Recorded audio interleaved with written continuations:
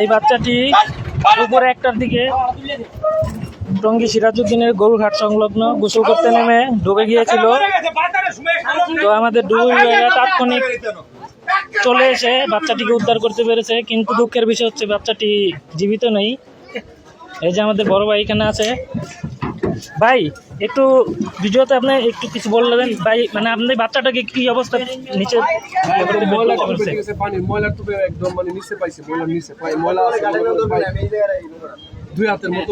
মানে ডেবে আছিল বাচ্চাটি?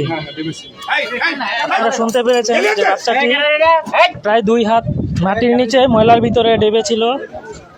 এই যে বাচ্চাটি, সবাই সবার বাচ্চাদেরকে একটু সাবধানে রাখবেন, কারণ এখন যেহেতু বর্ষার সিজন, পানিতে প্রচুর স্রোত, পানি বেশি, সকলে একটু সাবধানে থাকবেন।